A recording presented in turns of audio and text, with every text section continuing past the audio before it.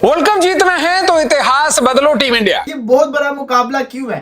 इसके पीछे की एक बहुत बड़ी हिस्ट्री है। लेकिन जब बात सेमीफाइनल या फाइनल की आती है तो न जाने क्यों हमारे रोंगटे खड़े होने लगते हैं। और बीते 10 सालों में 9 ऐसे मौके आए हैं जहां पर हम नॉकआउट मैचेस से बाहर हो गए। इंडिया आजकल फुल फॉर्म में आई है, सब ये तो है चढ़ा रही है, इसलिए ऑफ कोर्स इंडिया ही जीतेगा।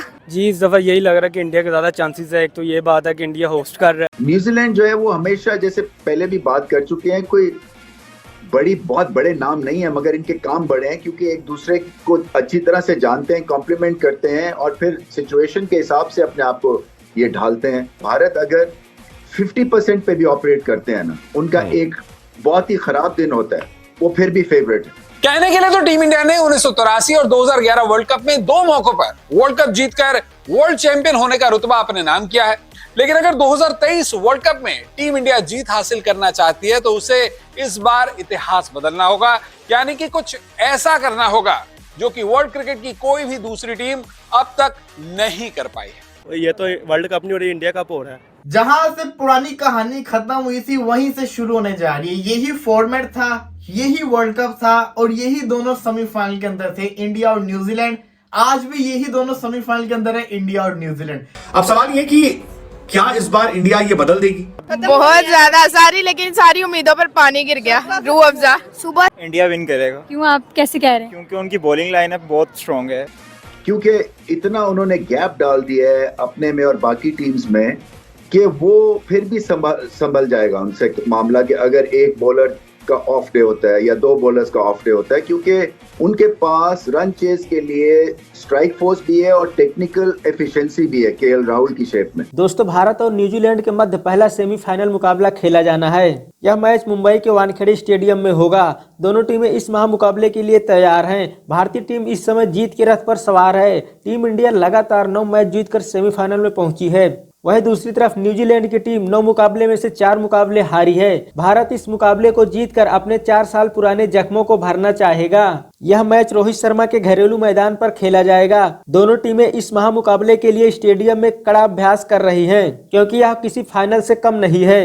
रोहित शर्मा की अगुवाई में टीम इंडिया लगातार 10 मैच जीतना चाहती है। वहीं विराट कोहली इस वर्ल्ड कप में सबसे ज्यादा रन बनाने वाले बैटर्स की लिस्ट में टॉप पर हैं, जिससे इस मैच में उनसे और भी ज्यादा लोगों की उम्मीदें लगाई जा रही हैं। तो इस मैच से पहले दिग्गज अपनी अपनी राय देने में लग गए हैं और पाकिस्तानी टीम के वर्ल्ड कप से बाहर होने पर सारे पाकिस्तानी इस बार इंडिया को सपोर्ट कर रहे हैं। तो दोस्तों, आइए देखते हैं इस सेमीफाइनल से पहले हमारे दिग्गजों की क्या राय है।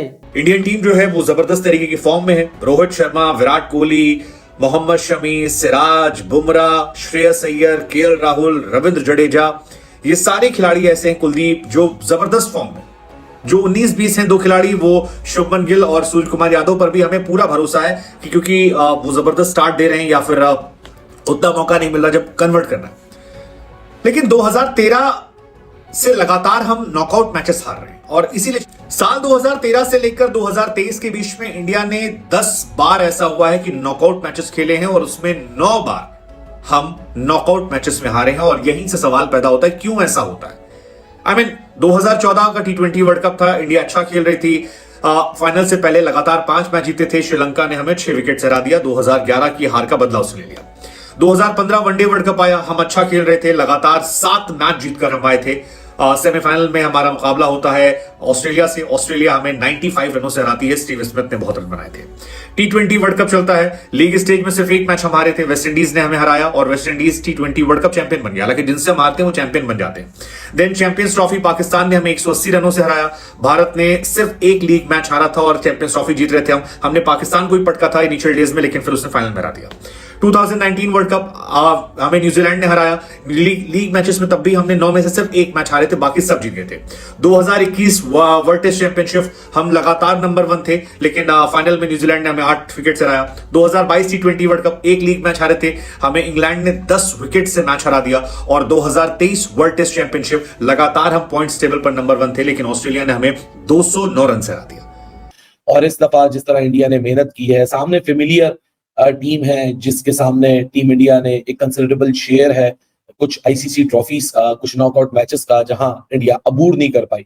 लेकिन इस बार स्टेक्स डिफरेंट है, इस बार कॉन्फिडेंस डिफरेंट है, इस बार टीम कॉम्बिनेशन डिफरेंट है, इस बार तैयारी डिफरेंट है, मेंटल एस्पेक्ट के ऊपर काम हुआ हुआ लग रहा है। लेकिन राहुल द्रविड़ ने एक ऑनेस्ट एडमिशन, इसलिए राहुल द्रविड़ की इतनी तारीफ या इसलिए राहुल द्रविड़ का जो काम है ना वो इतना सर चढ़ के बोल रहा है और हर कोई उसको सलाम ठोक रहा है, वो इसी वजह से, क्योंकि you need to be honest with your job and how you can be honest with your job, Rahul Dravid has prove that once again. इस बारे में बात करेंगे और डेडिकेशन की तो बात अलग ही लेवल के ऊपर है ना। आपने 9 के 9 सेंटर्स पे देखा, टीम अभी पहुंच रही है, टीम जा रही है, होटल, कोच, तीनों कोचेस इनफैक्ट गाड़ी में बैठते हैं, पहुंच जाते हैं ग्राउंड, मैदान देखने के लिए, पिच देखने के लिए, इंस्पेक्ट करने के लिए, अपनी स्ट्रैटेजीज पे काम करने के लिए। सो जब मेहनत डलती है ना तो मेहनत का सिला मिलता है। क्या इंडिया उस रनआउट का, जो एम एस धोनी का रनआउट हुआ था, उस मैच का जो इंडिया चेज नहीं कर पाया था, उसका बदला ले पाएगा? न्यूजीलैंड ने, इसमें कोई शक नहीं है, इंडिया को हमेशा वर्ल्ड कप वाले सिचुएशन के अंदर डोमिनेट किया, लेकिन इस दफा इंडिया ने उस रवायत को खत्म किया। इंडिया ने इस मुकाबले को जीता वर्ल्ड कप के अंदर। एक तरफ इंडिया है जो पिछले 6 वर्ल्ड कप के अंदर से 5 दफा सेमीफाइनल के अंदर पहुंची है, तो दूसरी तरफ न्यूजीलैंड भी कोई पीछे नहीं है। न्यूजीलैंड भी लगातार आ रही है सेमीफाइनल के अंदर आ रही है, और ऐसा भी हुआ है कि वो 3 दफा तो सेमीफाइनल क्रॉस भी कर चुकी हुई है इम्तिहान सेमीफाइनल का। तो ये भी बड़ा मजे का स्ट्रैट है। दोनों टीमें बड़े मैचेस की प्लेयर है। हाँ, एक चीज न्यूजीलैंड में कमी है, वो ये कि फाइनल के अंदर जाके चोक कर जाते हैं, लेकिन ये सेमीफाइनल के अंदर रिकॉर्ड अच्छा रखते हैं। दूसरी तरफ जहां तक बात है इंडिया की, तो इंडिया के लिए अगर उन्होंने सेमीफाइनल क्लियर कर लिया तो उनके लिए फाइनल क्लियर करना मुश्किल नहीं होगा, बड़ा आसान होगा। क्योंकि आप देखें 2015 में भी जो इंडिया थी वो सेमीफाइनल हारी थी, 2019 में भी जो इंडिया थी वो सेमीफाइनल हारी, 2022 के T20 वर्ल्ड कप के अंदर भी इंडिया सेमीफाइनल हारा। सेमीफाइनल जो है ना वो इंडिया के लिए बड़ा टफ होता है, लेकिन इस दफा क्योंकि घर अपना है, मुंबई इनका अपना है, मुंबई के अंदर ये लोग ट्रॉफी जीते थे और मुंबई के अंदर ही इन्होंने सबसे खतरनाक अपने हरीफ के साथ खेलना, जो कि न्यूजीलैंड है। पाकिस्तान गया, पाकिस्तान का वो वक्त पुराना था खतरनाक हरीफ का, अभी के लिए इनके लिए सबसे ज्यादा खतरनाक न्यूजीलैंड ही है।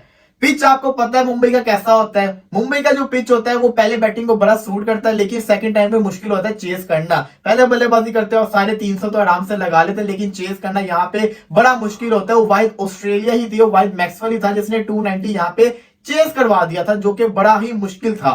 लेकिन क्या इंडिया पहले बल्लेबाजी करके जीतेगा, या इंडिया चेस करते हुए जीतेगा, या न्यूजीलैंड चेस करते हुए जीतेगा, पहले बल्लेबाजी करते हुए जीतेगा? ये सेमीफाइनल वर्ल्ड कप के अंदर हमने देखा 300 भी चेस होते हमने देखे, 300 प्लस भी चेस होते देखे, लेकिन जब बात आती है ना सेमीफाइनल की तो 250 भी 350 से कम नहीं होता। ऐसे ही है, बिल्कुल ऐसे ही है। तो मुकाबला बड़ा सख्त है, दोनों टीमें अच्छी परफॉर्मेंस देकर आ रही है, लेकिन इंडिया की परफॉर्मेंस न्यूजीलैंड से मच बेटर है। वो इसलिए है कि इंडिया अपना एक भी मैच नहीं हारी और न्यूजीलैंड अपने लगातार 4 मैचेस हारा था। ये 400 करके भी हार गए, ये 380 चेस करते हुए भी बड़ा क्लोज जाकर हार गए, ये बड़े क्लोज मैचेस भी हारे हुए हैं। तो बड़ा खतरनाक मुकाबला है, बड़ा ही दिलचस्प किस्म का मुकाबला है। कल के मैच के हवाले से देखा जाए तो 2 इंटरेस्टिंग चीजें हैं। नॉकआउट स्टेजेस में कीवीज ने हमेशा इनसे विक्ट्री हासिल की, एक तो ये चीज है। दूसरा हमने देखा कि टॉस की भी बात की जा रही है, बहुत वाइटल रोल प्ले करेगा, क्योंकि अंडर लाइज 10 से 12 ओवर जो खेलना वो बहुत मुश्किल होता है। और जो स्कोर भी बताया जा रहा है स्टैट्स के अकॉर्डिंगली, पहले बैटिंग करते हुए 350 प्लस है और सेकंड बैटिंग करते हुए 188 के करीब एवरेज स्कोर है। कैसे देखते हैं सारे मामले को? देखिए, इससे पहले तो अब सारी चीजें इक्वल हो गई हैं। सो भारत ने जो पीछे किया है वो अब जो है उसका निचोड़ इस नॉकआउट स्टेज पे मिलेगा इनको, और उसका एक अलग प्रेशर होता है। जब आप नॉकआउट स्टेज में जाते हैं ना तो 2 चीजें हो सकती हैं, या तो आप बिल्कुल ही घबराहट का शिकार हो जाते हैं, या फिर आप शेर हो जाते हैं। और मुझे ऐसा लगता है कि शेर ज्यादा न्यूजीलैंड होगा, क्योंकि वो ऊपर नीचे हो के और फिर थ्रू हुए हैं, और आखिरी मैच तक ऑलमोस्ट उनको इंतजार करना पड़ा क्वालिफाई करने का। सो उनके पास जो है वो नथिंग टू लूज वाली सिचुएशन है, जबकि भारत के पास ऑल टू लूज है, क्योंकि इतनी रेपुटेशन बन गई हुई है जिसकी कोई इंतहान नहीं है। सो एक लिहाज से तो मैं समझता हूँ कि मेंटली जो है ना न्यूजीलैंड ज्यादा इन होंगे, और भारत जो है अगर सेकेंड टाइम बैटिंग करते हैं तो फिर कुछ भी हो सकता है। हालांकि न्यूजीलैंड को भी अच्छी खासी मार पड़ी है बॉलिंग में, बट मैं समझता हूँ कि ये मुकाबला 0 कह लें या 50-50 कह लें, उस लिहाज से जो है ये इसलिए ज्यादा अच्छा और अट्रैक्टिव होगा। अच्छा, लेकिन रमीज सर, न्यूजीलैंड ने काफी इंप्रूव किया है रिसेंट टाइम्स में, और जैसे कि आप कह रहे हैं कि उनको बॉलिंग में तो मार पड़ रही है, लेकिन हमने जो पिछले मैचेस देखे उसमें न्यूजीलैंड में काफी इंप्रूवमेंट भी देखी है। आप उनका की टू सक्सेस क्या देखते हैं, और आपको क्या लगता है कि भारत को बॉलिंग में वो मुश्किल में डाल सकते हैं या फिर बैटिंग में?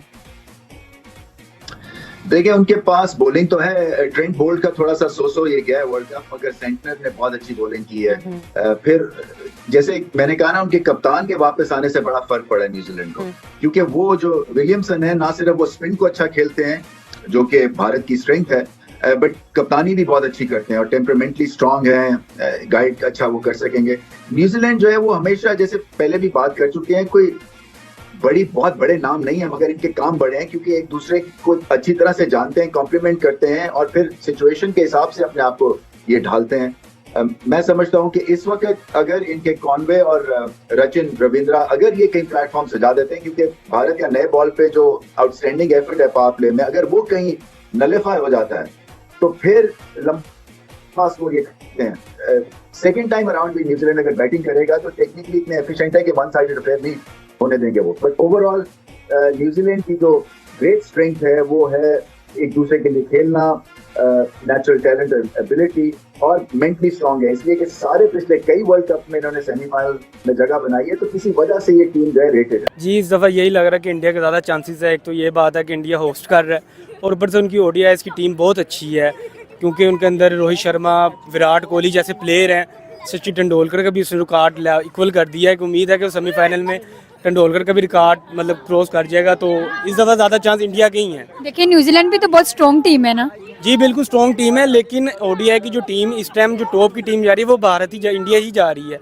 इस वजह से क्या नाम लेते हैं, उनमें मैच बॉलर्स जो हैं, बुमराह हो गया, मोहम्मद शमी हो गया, सिराज हो गया, बहुत अच्छी क्वालिटी की क्रिकेट खेल रहे हैं और वो 9 के 9 मैच लगातार जीतते आ रहे हैं, तो उम्मीद है कि इस दफ़ा चांस तो इंडिया के मैच में आपका फेवरेट प्लेयर कौन है? मेरा फेवरेट ओवरऑल हमेशा विराट कोहली है। उस जैसा प्लेयर पाकिस्तान में ओवरऑल है ही नहीं, ना मेरे ख्याल से आ भी नहीं सकता। ये उसमें क्या खूबी है? उसमें यही खूबी है ना कि जो रिक्वायर्ड होती है क्रिकेट की वो उसको भी पूरा करता है, मैच भी जिताता है और उसकी जितनी सेंचुरीज हो गई हैं उस सारी चीज़ों को देख के, जो उसने एक दफ़ा हारिस रऊफ को जो 2 छक्के मार के जो मैच जिताया था, तो बहुत बड़ा प्लेयर है वो।